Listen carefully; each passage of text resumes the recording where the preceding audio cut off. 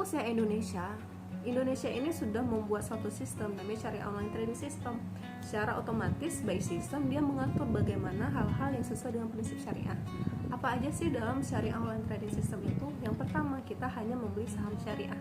Kalau kita beli yang bukan saham syariah, nanti keluar notifikasi bahwa saham tersebut tidak syariah.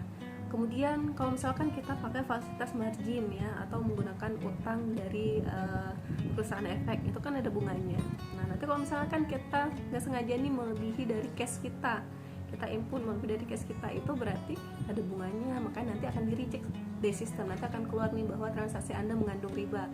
Keluar dalilnya, Allah menghalalkan jual beli dan mengharamkan riba. Kita keluar dalilnya ya. Jadi kita kayak diceramahin gitu sama sistem. Itu sudah sangat maju ya pasar modal syariah kita.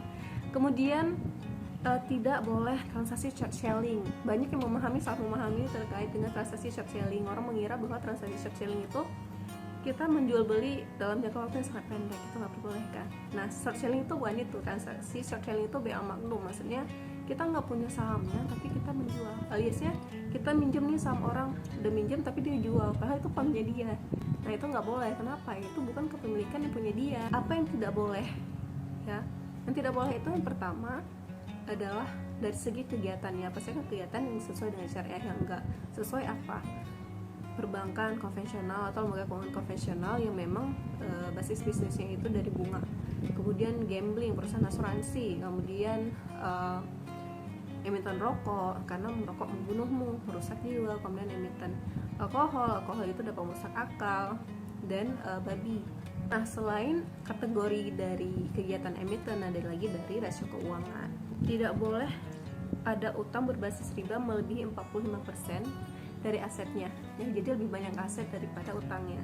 Utangnya 45%, asetnya lebih besar 65%. Itu otomatis bagus dong keuangannya. Kemudian yang selanjutnya adalah pendapatan non halal maksimal 10% yang diperbolehkan. Nah, ini yang menjadi dipertanyakan ya sama orang-orang. Kan ada tuh pendapatan non halal, pendapatan haram, walaupun 10%, 5%, 0,1% tetap aja haram gitu kan.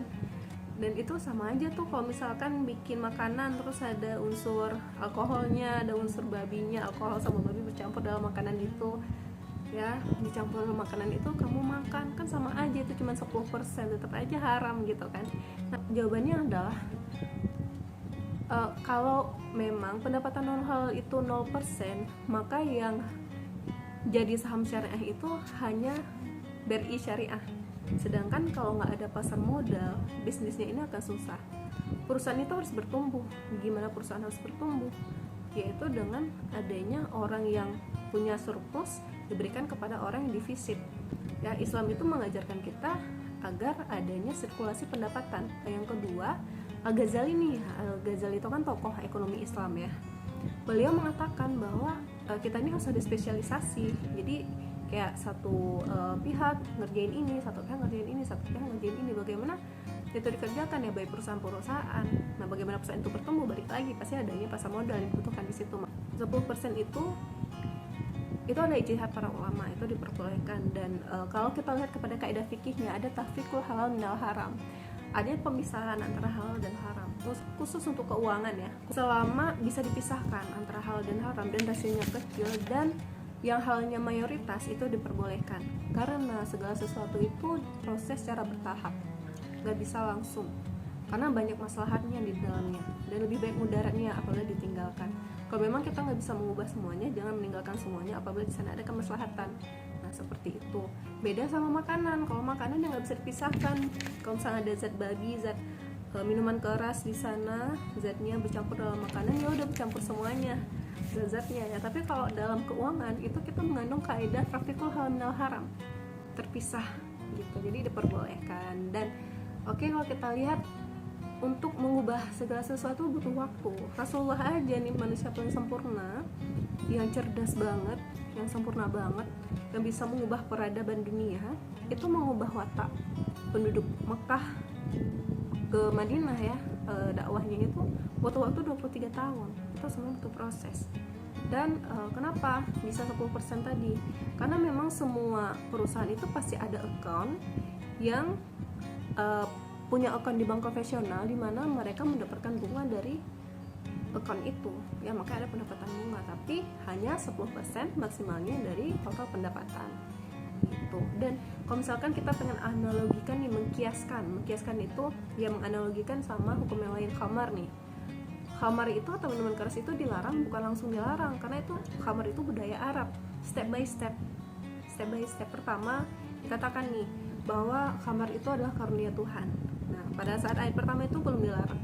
Yang kedua, turun nih bahwa dalam khamar yang dari anggur itu ada mudaratnya, tetapi ada juga manfaat.